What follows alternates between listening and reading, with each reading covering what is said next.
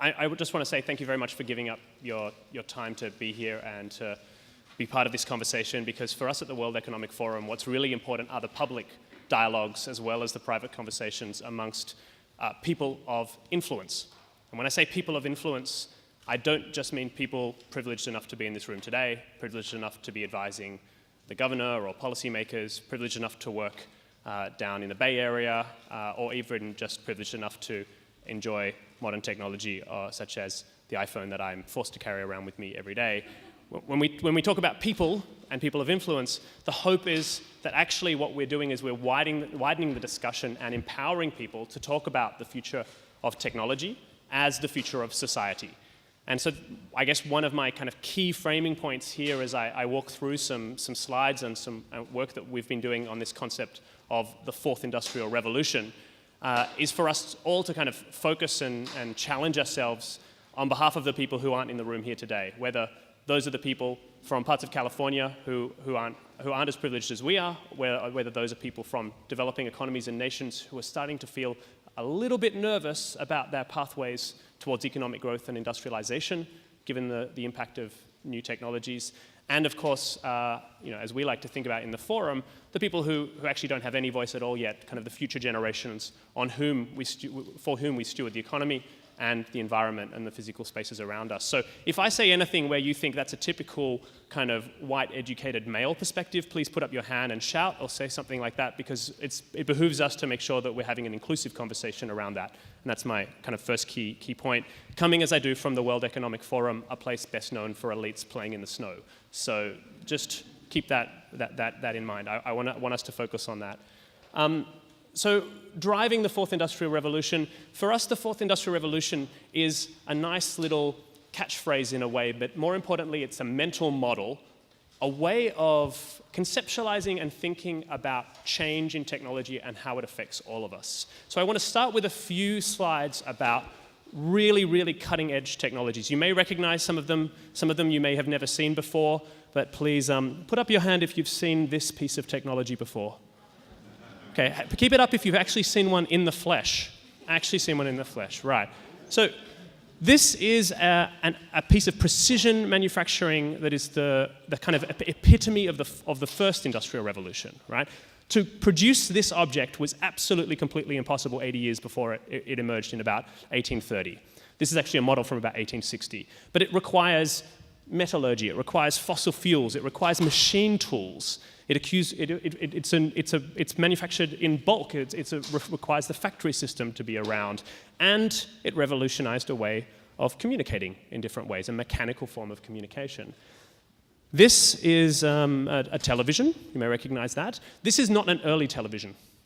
This is a television from 1947, which was 20 years after GE started its commercial broadcasts, 40 years after television was actually invented and trialed in different ways in the US. So this is a pretty mature television product, even though it's a G860 from 1947.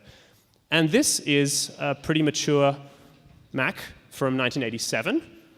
Again, this represents the kind of, in a way, a level of the maturity curve in personal computing that again is another revolutionary moment in the way we interact with, in this case, digital capabilities in different ways. And obviously this is now, available to us the power of this is available to us at less than a cent in under a second via cloud computing anywhere in the world.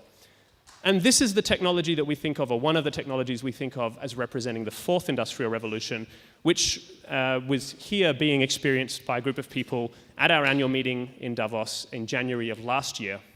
And these people are actually watching a virtual reality film called Collisions, which we commissioned. And Collisions is about the nuclear testing in the Australian outback during the 1960s by the US military, which had really profound impacts on the lives, the health, the livelihood of Aboriginal communities in the centre of Australia. So these people are using modern technology to experience a film about how technology impacts native Australians in the past.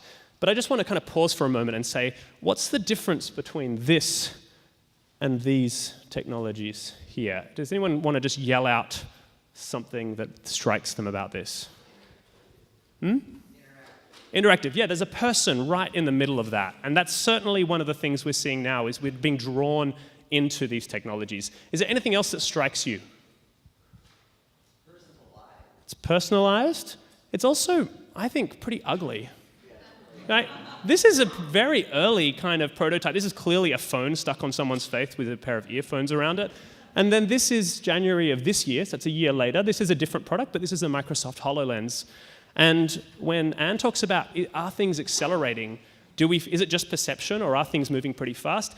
Actually, there are a number of measures where we are overstating the impact on society of new technologies, but on another level, the rate of maturation and the rate of personalization and the way that these things are being adopted and diffused today is happening faster than at most points in history before. If I can bring this back. So I guess my point here is two. First of all, when we look into what we call the fourth industrial revolution, it's a little bit of an opportunity to say there is not just a change in the capabilities of these technologies, but also a change in how these technologies are influencing us in different ways by virtue of the way that they are becoming smaller, more personalized, more integrated, more part of us in different ways. But I also kind of want to talk about the fact that these are industrial technologies in different ways. So these affect the way that we create value, the way that we exchange value, the way that we distribute value. And that it's not just about manufacturing, it's about services, it's about other parts of our economy as well. But that is a kind of a force and a change that will affect all of us and is affecting all of us in different ways today. It's the fourth because these things stack on top of each other.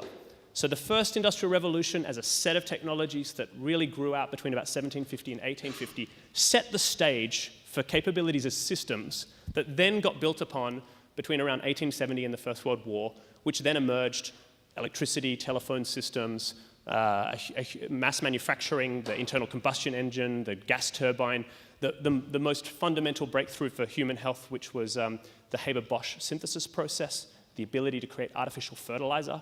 7 billion on the planet, people on the planet today, completely impossible without that particular breakthrough. And on top of this, then, you get digital systems. And what we're talking about with the fourth industrial revolution is really a post-digital world. A world where we take that digital capabilities and capacity for granted. And then we say, well, what new systems come on top of it? And it really is a revolution. So this is not a way of saying it's a revolution because I want to sell some technology to you or to scare you. We're trying to avoid the hype and the fear. But in the first industrial revolution, people's concept of time changed completely. The kind of daily rhythms of sunlight, of the seasons, of nature, which was when 80% of people were in an agrarian economy, was completely disrupted over 40 to 50 years in the United Kingdom in particular, because people suddenly were working in factories. Their daily life, and you can go back to the first-hand accounts of people who experienced the first industrial revolution, their daily lives were determined by overseers for the first time. They were determined by whistles, by factory bells, and this concept of how you view your place in the world was a massive wrench for many people, including through urbanization.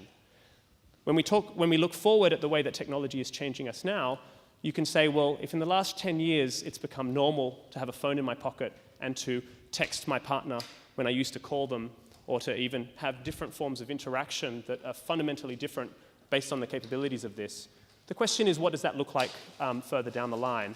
And this is the first key principle for us as we look at technology. And the first kind of framing as we move towards Rachel and Irena's speeches. For us, the question is not what can the technologies do, it's how do they interact with our systems. It's how do they create and change the way that we work together, live together, and create value in different ways. The second thing is that this is not a technology foresight exercise. This is not me saying this is the next big technology you need to be aware of. This is about us having a kind of a collective opportunity to look into the future and say, what do we want? And one of the things that I want is that these new technology systems empower us, that they give us the opportunity to have more choice, not less choice, and that we're able to understand how our behaviors, how our structures in society are being affected, and make choices in that way. And that's why it's a privilege to be here in Sacramento with you, because in this state, at this particular point in time, the decisions being made here in this kind of square mile and where I came from this morning down in the Bay Area are hugely influential in shaping that future of what we actually want. And the question about how people can be empowered is not an insignificant one. I think it's something that we can talk about a little bit more on the panel. If we want to be empowered, what are the design principles? And I'll finish really by talking about the fact that values here, the sense of what it is we want for the future, should be upfront in our public discussions about the future of technology. It's not about asking, what can we do with this new cool gadget, and then afterwards saying, gosh, who does it hurt? But rather, how can the technologies and the systems that we're creating now take us forward towards that vision that we value in different ways? So I'm just going to point out that if you looked 150 or 250 years ago at this technology, you would have seen a big piece of moving machinery that revolutionized the textile industry, but you may not have thought about this and the impact on child labor. And the average working age for children starting in factories was 8 years old.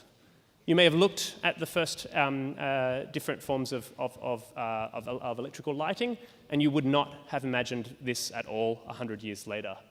And here, when we look at CRISPR-Cas9 protocol, or we look at this toy of a miner drone that's about $1,000, which is expensive but not that expensive, and you think, what does this look like in 10, 15, 100 years' time? That's exactly what Rachel does at Institute for the Future, and I think it behooves us to have these structured, thoughtful moments to sit back and say, gosh, what do I want? How can I be empowered? And how will it affect those people that aren't lucky enough to be at the frontier of many of these technologies? So Anne, I'll stop there as a framing device, and I'm welcome to have the opportunity to be challenged by you and take some of these discussions a bit further down this rabbit hole for the state of California and for those stakeholders who are not able to be with us today. Thank you.